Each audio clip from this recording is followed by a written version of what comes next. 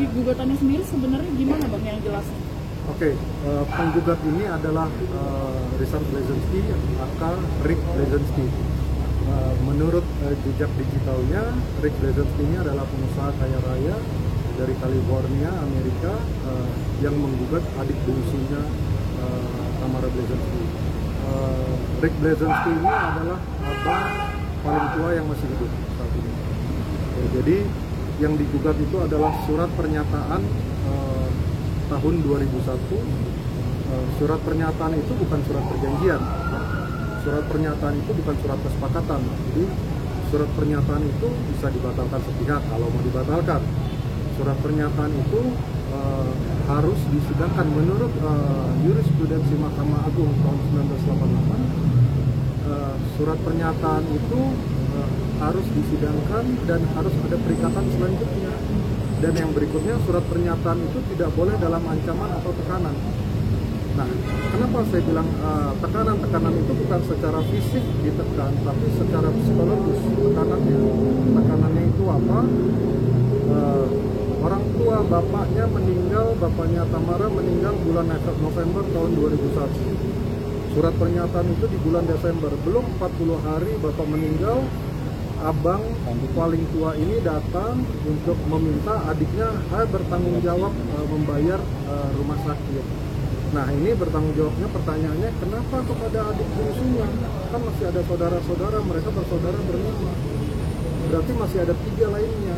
Kenapa hanya kepada adik? Ini yang harus diuji kan gitu. Jadi ini bukan pinjaman untuk makan, bukan pinjaman untuk hidup atau pinjaman buat usaha, tidak.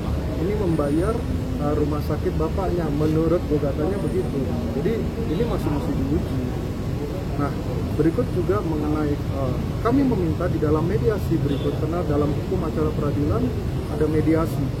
Kami meminta untuk pihak penggugat prinsipalnya juga hadir di dalam mediasi. Mari kita duduk bicara.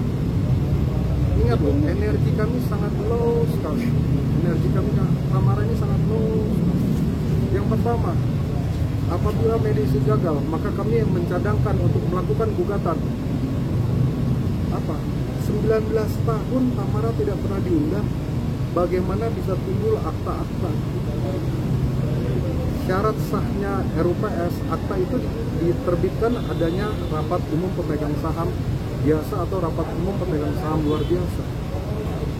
Syarat sahnya RUPS itu harus ada undangan yang patut. Yang kedua, quorum. Yang ketiga, keputusan rapat. Yang keempat, risalah rapat. Kalau tidak diundang secara patut, bagaimana bisa quorum? Kan itu. Ini kami bisa batalkan. Kalau ini dibatalkan, kami bisa gugat, kami bisa laporkan bahwa ini diduga palsu, keadaan palsu, karena tidak pernah Tamara diundang secara patut. Benar, pernah diundang 3 kali di koran, melalui koran. Sementara tahu alamat, kenapa diundang melalui koran? Kalau dianggap 3 kali ini sah, kalau 19 kali tidak pernah, ada 19 kali RUPS, baru 3 kali, yang 16 kali kemana? Jadi sekali lagi bahwa ini tidak begitu aturan-aturannya. Perusahaan itu dijalankan harus ada kaidah-kaidah yang merujuk kepada Undang-Undang Nomor 40 Tahun 2007 tentang PT. Yang kedua, imperatif atau keharusan pemegang saham diundang. Disampaikan bahwa Tamara tidak peduli kepada hotel. Tamara hanya mau minta dividen. Bagaimana mau peduli, diundang aja enggak, dia logika berpikirnya gimana gitu. Bagaimana mau peduli, diundang aja enggak mungkin datang ujuk-ujuk gitu. Ada aturan yang mengatur hubungan antara pemegang saham dengan perseroan, dengan pengurus, dengan direktur dan komisaris. Mengenai dividen, pasal 1 huruf B Undang-Undang Nomor 3 Tahun 1982 mengatakan bahwa kegiatan usaha yang terus-menerus yang didaftarkan di Republik Indonesia untuk kepentingan keuntungan dan laba. Ya, perusahaan didirikan memang untuk keuntungan dan laba, tapi andai kata rugi, ya dibicarakan ruginya ada di mana, melalui rules. Kalau untungnya seperti apa? Rugi, pinjam uang kepada bank, jual aset, pinjam uang kepada pemegang saham, kan ada aturan. Wadahnya namanya RUPS. Jadi nggak bisa dibilang bahwa Tamara tidak peduli begitu saja. Kami justru menunggu 19 tahun setelah kami melaporkan di kepolisian karena deadlock pembicaraan dengan para pihak, baru disepakati untuk ya sudah kita jual hotel ini sama-sama. Makanya saya menghimbau kita duduk sama-sama, sudahi semuanya karena kami akan melawan secara hukum. Buat apa? Kita bicarakan semua. Sekali lagi, bukan karena kami khawatir, tidak. Akta sudah pasti, silahkan tanya kepada ahli-ahli. Teman-teman silahkan tanya kepada ahli kenotariatan bahwa apabila tidak diundang maka akta itu sah. Itu satu. Maka sudah masuk keadaan palsunya, maka diduga palsu. Kan ke arah sana nanti. Makanya mari kita juga bicara, sudahi semua ini. Karena ini adik bungsu. Tahun 2001 adik bungsu berumur 20-an diminta tanggung jawab pembayaran hotel bapaknya sendiri bagi dua dengan abang paling tua. Abang-abang yang lain bagaimana?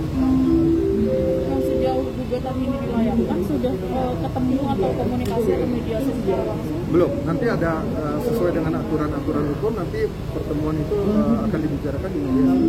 Hukum acaranya belum. Ini digugat di Jakarta ya? Digugat di Jakarta. Tantangannya sendiri akan hadir di sini?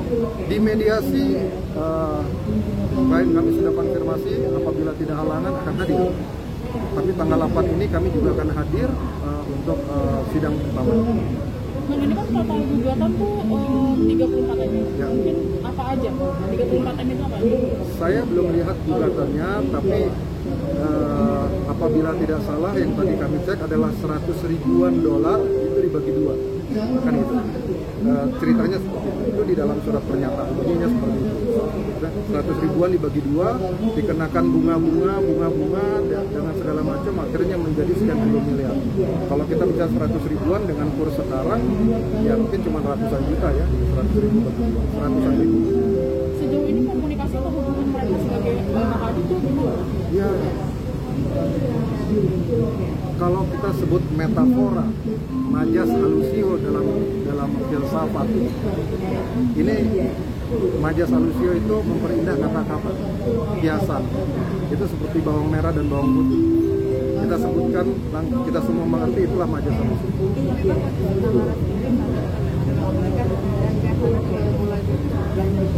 Tamara sangat tenang ya. Tamara ini mak-mak yang jualan nasi, yang mencari penjualan 1 juta sehari aja butuh effort. Kalau kita bicara 1 juta, 2 juta berarti keuntungan 200 ribu, 20% saja. Keuntungan normal bisnis 200 ribu atau 400 ribu sehari, butuh perjuangan yang tidak mudah, butuh belanja ke pasar. Beliau sangat sekali, beliau serahkan semua kepada Allah, kepada Tuhan, untuk yakin bahwa keadilan itu akan ada untuk dia. Sekali lagi, yang kita minta adalah sesuai dengan kesepakatan di kepolisian, dihadiri oleh pihak penyidik untuk ya sudah jual hotel sama-sama. Tiba-tiba ada gugatan mengenai itu.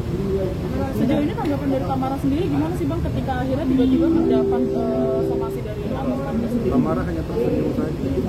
Dia bilang bahwa Bang Johan mengerti kan kenapa saya tidak mau tanda tangan surat utang seperti itu.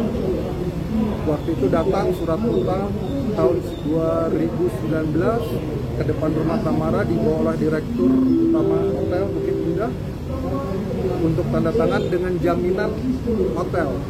Pinjamannya kalau saya tidak salah 1 miliar rupiah. Tamara tidak mau tanda tangan karena seperti ini akan terus diputar-putar keadaan itu. Itu yang berdasarkan itulah kami membuat laporan karena kami lihat dalam negosiasi.